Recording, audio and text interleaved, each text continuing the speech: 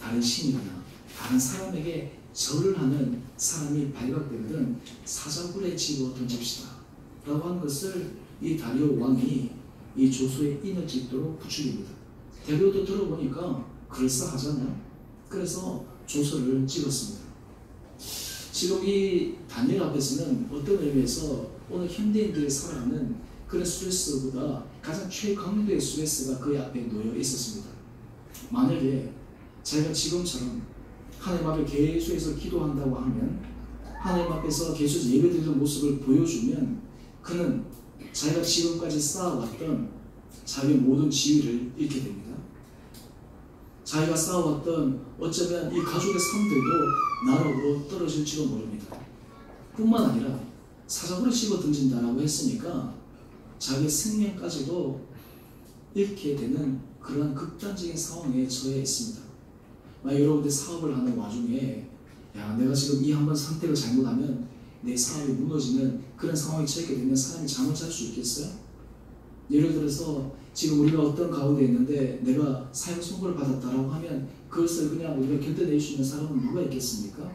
지금 이 다니엘은 어떤 의미에서 극심한 스트레스 현장 가운데 서 있는 거예요. 보통 사람들 같았으면 막 이 스트레스를 해결하기 위해서 인간적인 방법을 사용할 수 있었겠죠. 여러분들이 스트레스 가운데서 여러분 어떻게 그런 스트레스를 여러분들이 대처하고 해결하고 있습니까? 여러분 우리가 내 자신의 믿음의 상황을 가만히 점검할 때 그때 언제 체크해 볼 수 있냐면 극심한 스트레스 순간이에요. 극심하게 내가 둘러싸여져 있는 순간이에요. 내 인생이 좋고 잘 될 때는 내 자신의 믿음의 정도를 체크하기가 쉽지가 않아요. 근데 내가 극심한 스트레스 현장 가운데 있을 때, 정말 힘들 때, 내 힘으로 할 수 없을 때, 그때 비로소 우리 믿음의 정도가 드러나십니다. 오늘 이 다니엘은 이 극심한 스트레스의 그 순간 가운데 그가 취했던 방법이 있어요. 오늘 다니엘 6장 10절은 이렇게 우리에게 이야기를 하고 있습니다. 우리 다 같이 한 목소리를 한번 읽어볼까요? 시작.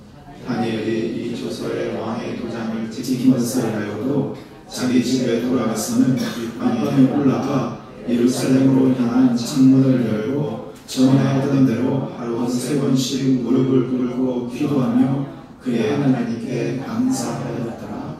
아멘. 우리가 어떻게 생각하면 이 다니엘이 제정신입니까? 다니엘이 이 상식적으로 이런 행동이 용납되는 거예요. 30일만 참으면 되는 거예요. 30일만. 하나님도 30일은 봐주시겠지. 하나님 이 30일만 내가 그냥 모른 척하고 지나갈게요. 30일 지나면 내가 다시 하나님 예배 드릴게요 할 수도 있지 않겠어요? 합리적으로. 근데 이 다니엘은 너무나 어떤 의미에서 고지식한 거예요. 이 조서에 왕의 도장이 찍힌 것을 알고, 왕의 도장이 찍혔다고 하는 것은 뭐예요? 바로 시행이 된다라고 하는 거예요. 그것을 알고 이 또 다니엘이 자기의 윗방에 올라가서 예루살렘을 향해서 창문을 엽니다. 이건 뭐예요? 사람들 보라는 듯이 하는 거예요. 자기 집에서 할 때 자기 혼자만 조용히 하면 주변 사람들 어떻게 알 수 있겠어요? 공개적으로 해버리는 거예요. 다 봐라, 내 지금 기도한다. 다른 말로 하면 그게 자살골이죠. 말 그대로 그냥 자기가 이 사자굴에 들어가겠다라고 스스로 그냥 자연한꼴밖에 되지가 않는 거예요. 극심한 스트레스 현장 가운데 이 지금 다니엘이 하고 있는 행위입니다. 그런데 그가 어떻게 지금 하고 있습니까? 전에 하던 대로 3번씩 무릎을 꿇고 기도하는데 그 다음 마지막 표현을 한번 보세요. 그의 하나님께 어떻게 하였다고요? 감사했대요. 여러분 이런 스트레스 현장 가운데서 이 다니엘이 감사했다는 거예요. 어떻게 감사할 수 있을까요? 바로 이 베드로전서에서 우리에게 알려주신 말씀처럼 하나님 앞에 다 맡긴 거예요. 모든 염려를 다 맡긴 거예요. 하나님, 내가 어쩌면 이 하나님 앞에 기도하면 이것을 다른 사람들 알고 내가 사자굴에 던져줄 수밖에 없을 것입니다. 하지만 나는 하나님을 믿습니다. 내가 하나님께 다 맡깁니다. 이 자리에 올라오게 하신 것도 하나님이시고, 내가 하나님께서 지혜를 주셔서 이 바빌론에 정말 어떤 의미에서 스펙 좋은 사람들보다 나를 더 뛰어나게 만들어 주셔서 내가 그 사람들의 가장 최고의 자리에 서 있게 하신 것도 하나님이신데, 주신 것도 하나님이시지만 또 이 가운데서 또 하나님께서 피할 길도 열어주신 건 하나님이시니까 내가 감사합니다라는 기도를 드린 거예요. 여러분 우리가 하나님 앞에 이 염려를 맡긴다라고 하는 것은 바로 여기에 있습니다. 염려를 맡긴다라고 하는 것은 하나님 이런 문제가 있어 저런 문제가 있어요 막 이걸 못 거라는 그런 것이 맡기는 것이 아니라 이런 감사의 고백까지 나가는 것이 하나님 앞에 맡기는 거예요. 내가 사실 이런 일이 있습니다. 이런 어려움이 있습니다. 만약 이런 일이 만약 결과론적으로 이렇게 되면 참 내가 감당하기 어려운 일들이 일어날 수 있겠지만, 그렇지만 하나님께서 이 일 가운데 내가 생각하는 것 달리 더 좋은 길로 인도하실 것을 내가 믿습니다. 감사라는 것은 다른 말로 하면 하나님께서 우리를 돌보신다라고 하는 믿음의 고백이에요. 여러분, 우리가 하나님 앞에 염려를 맡긴다라고 하는 것은 바로 하나님 앞에 기도한다라고 하는 그 차원에서 이 감사의 고백으로 우리가 나갈 수 있는가? 여러분, 우리가 신앙생활에 있어서 이 훈련이라고 하는 것은 바로 여기에 있습니다. 여러분, 우리가 염려를 하기 시작하면 이 염려는 하나를 염려하면 두 개를 염려하게 돼요. 하나를 불안하게 되면 두 개가 불안하게 돼요. 그런데 우리 신앙생활에 있어서 이 염려에 있어서 우리가 취해야 될 방법은, 하나님, 내가 아무리 염려해봤자, 내가 아무리 근심해봤자 그 결과가 어떻게 되지도 않을 뿐인데 난 하나님 앞에 모든 것을 맡기겠습니다. 내가 하나님 앞에 감사함으로 고백하겠습니다. 이것이 바로 하나님 앞에 염려를 맡기는 사람입니다. 저는 여러분의 삶 가운데서 이러한 원리들을 한번 적용해 볼 수 있기를 간절히 소원합니다. 여러분이 힘든 가운데 있을 때, 스트레스 가운데, 이때 하나님께서 나에게 이것을 테스트하기를 원하시는구나. 너 지금 이 문제에서 나에게 맡길 수 있는 그 믿음의 결단을 할 수 있니? 너 이 상황 가운데서 내가 너를 돌본다라는 믿음의 확신 가운데서 나에게 감사할 수 있니? 오늘 이것이 하나님께서 우리들로 하여금 이 스트레스 문제에서 벗어날 수 있는 첫 번째 길이다라는 것입니다. 오늘 하나님께서 이러한 은혜를 우리의 신령 가운데 허락하여 주셔서 여러분의 삶 가운데서 이러하지 닥치는 문제에서 두려워하고 걱정하고 염려하는 것이 아니라 그 가운데서 기도함으로, 여러분 그 가운데서 감사함으로 어떤 의미에서 내 힘과 힘으로 감당할 수 없는 것 가운데 우리를 돌보시는 하나님의 은혜를 경험할 수 있는 여러분 한 분 한 분 되기를 주님의 이름으로 축원합니다. 두 번째, 우리가 스트레스를 아웃할 수 있는 방법은 하나님 앞에 물리칠 수 있는 힘을 구하는 거예요. 여러분, 우리 가운데 이 부정적인 감정이 올라오면 그 감정이 쉽게 휩쓸리게 됩니다. 어떤 절망의 생각이 올라오게 되면 그 감정이 쉽게 빠져버리게 돼요. 여러분, 자살하는 사람들을 가만히 보면 그 원인들을 분석해 보면요, 실제로 자살하지 않아도 됐는데 왜 사람이 그 가운데 극단적인 선택을 하느냐? 그 이유는 자기 감정에 완전히 그냥 휘말려 버리기 때문인 거예요. 그냥 인생에서 어떤 해결 방법, 돌파구가 전혀 없다라고 포기해버리고 마는 거예요. 주변 사람들이 보면 왜 자살했냐? 다른 그 일들이 많은데, 방법들이 많은데 너무 안타까워 보이는데 정작 본인은 그 감정에 빠져버리면 하나도 보이지 않는 거예요. 오늘 그런데 사도 베드로는 우리에게 왜 우리가 하나님께서 물리칠 수 있는 힘을 우리에게 구하라고 하면 그 근본 이유를 우리에게 이렇게 설명하고 있습니다. 베드로전서 5장 8절 말씀입니다. 근신하라, 깨어라. 너희 대적 마귀가 우는 사자같이 두루다니며 삼킬 자를 두루 찾나니. 여러분, 우리의 대적 마귀가 하나님의 사람들을 넘어뜨리게 하는 방법이 어떤 것이냐면, 처음에는 조그마한 근심이에요. 조그마한 불안이에요. 염려예요. 이런 것들이 하나하나 축적되기 시작하면 그것이 어느 순간 자기가 핸들링할 수 없는 단계까지 가게 됩니다. 그러다 보면 거기에 깊이 빠지게 돼요.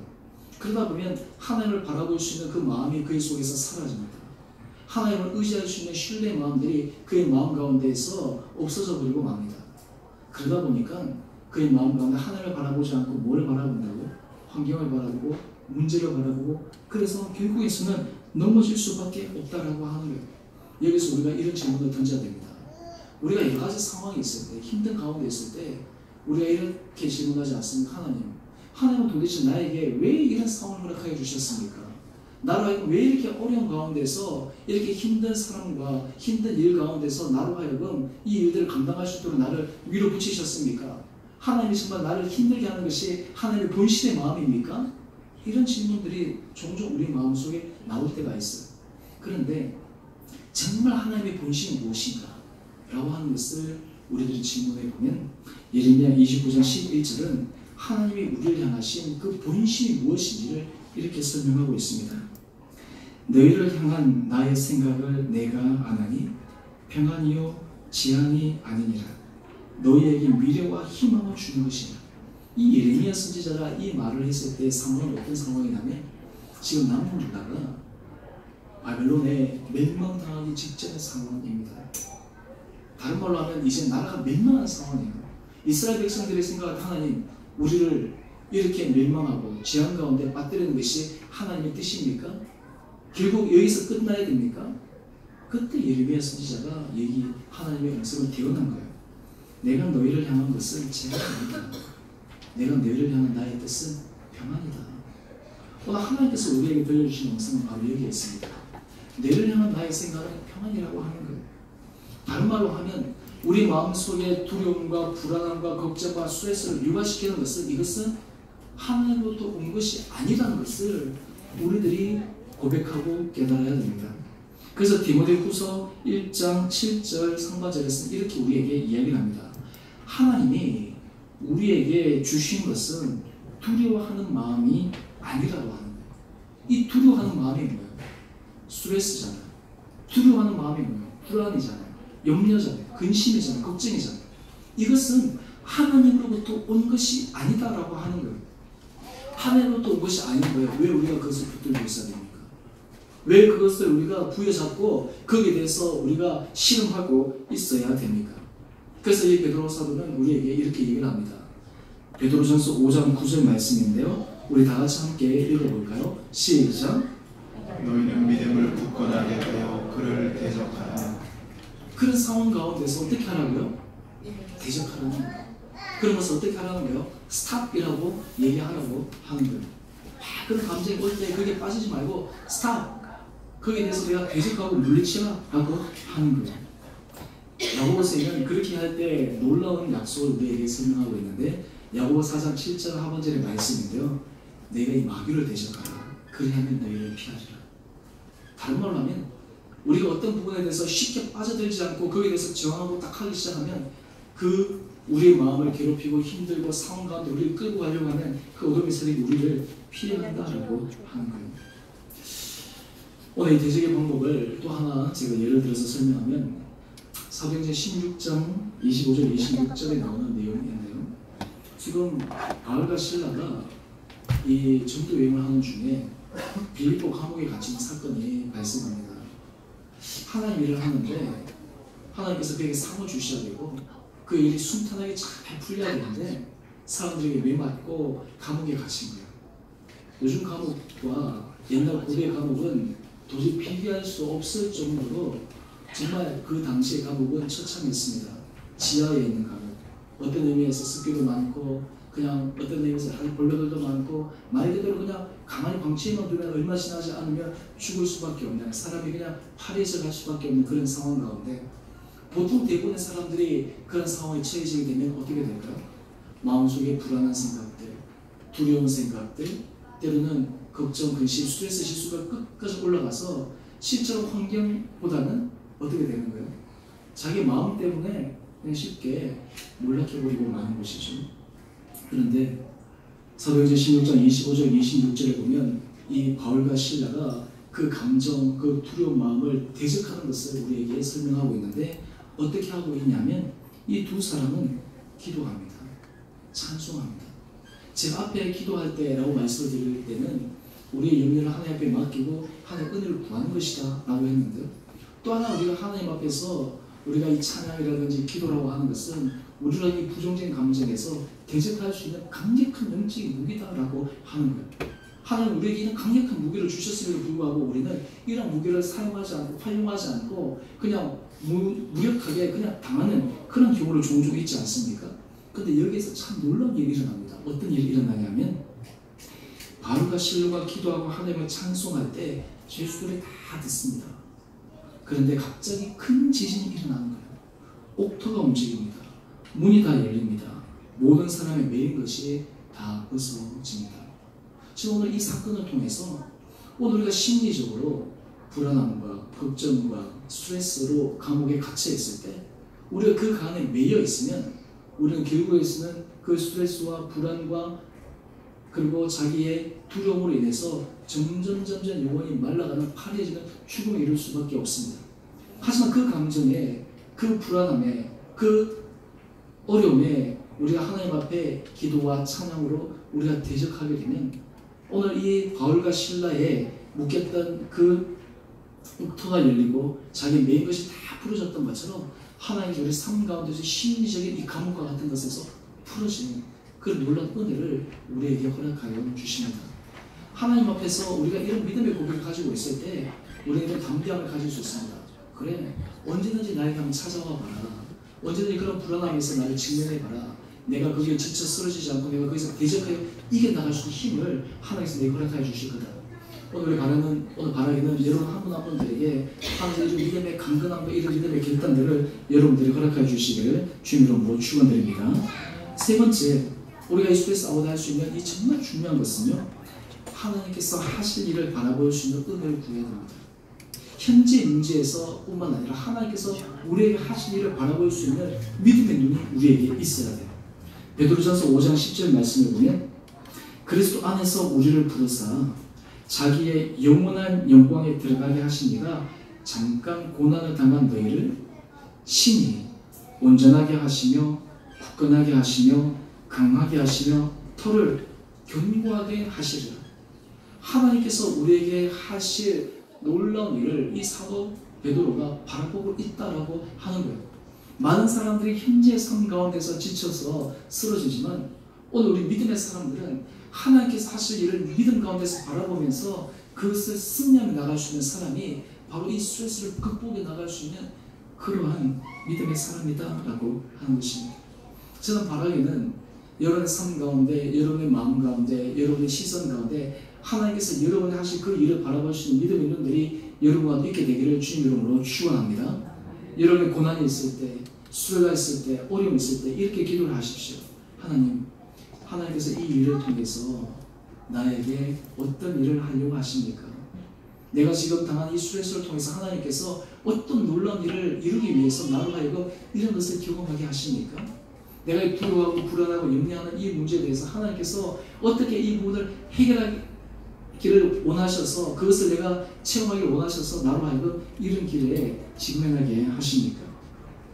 오늘 마지막으로 제가 이 부분에서 하나 말씀을 드리면 오늘 구약 가운데서 정말 이 고난의 대명사가 바로 욥이라고 하는 사람이에요. 근데 이 욥의 그의 말년의 모습을 보게 되면 하나님께서 우리 모든 성도들에게 하실 하나님의 약속의 말씀을 우리가 상기시켜 줄 수 있는 말씀입니다. 욥은 모든 것이 다 사라졌습니다. 마귀의 계기에 의해서 자기의 자녀들, 자기의 재산, 자기의 건강. 그런데 이런 모든 과정이 지나고 난 다음에 하나님께서 이 욥의 말년에 주신 하나님의 놀라운 복이에요. 욥기 42장 12절 13절의 말씀인데요. 오늘 이렇게 욥의 인생을 설명합니다. 여호와께서 욥의 말년에 욥에게 처음보다 더 복을 주시니 그러면서 그 복이 주신 내용들을 이어서 쭉 설명하고 있습니다. 여러분 믿음의 사람들이 고백해야 될 것은 하나님께서 우리에게 처음보다 나중에 더 큰 은혜를 허락해 주신다라고 하는 것을 우리가 믿음으로 바라볼 수 있는 그런 마음들이 우리 가운데 있어야 합니다. 우리 믿음의 사람들이 이 땅을 살아갈 때 마지막 하나님의 서는 순간 우리가 죽음이라고 하는 그 두려움을 뛰어넘어 하나님의 영원한 생명에 들어간다라고 하는 구체적인 믿음의 확신을 가지고 있는 사람이라면 오늘 하나님께서 욥에게 주신 약속의 말씀이 우리 삶 가운데 구체적으로 적용되고 구체적으로 우리 가운데 이루어질 것을 하나님께서는 우리가 믿기를 원하십니다. 저는 바라기는 이런 현재 삶 가운데 하나님께서 하실 일에 대한 기대와 하나님께서 하실 일에 대한 소망들이 이런 심령 가운데 있게 되기를 주님 이름으로 축원합니다. 단지 현재 상황을 보면 둘러싸여진 환경을 보게 되면 마음이 힘들고 답답하고 때로는 괴로울 수 있지만 하나님께서 우리에게 하실 그 일을 바라보면 하나님께서 우리를 통해서 놀라운 일을 행하실 것을 우리가 소망하게 되면 오히려 우리는 이 시간이 어떤 의미에서 어드벤처 같은 그런 시간으로 믿음 가운데서 담대하게 걸어갈 수 있는 은혜가 우리 가운데 있게 되리라 저는 확신합니다. 오늘 이 스트레스 많은 이 시대에 또 우리가 여러분의 삶의 가운데 끊임없이 일어나는 이런 스트레스 요소들 가운데 오늘 이 말씀을 다시 한번 기억하면서 우리의 삶 가운데 스트레스 아웃하며 살아갈 수 있는 믿음의 한 분 한 분 되시기를 주님의 이름으로 축원드립니다. 우리 함께 같이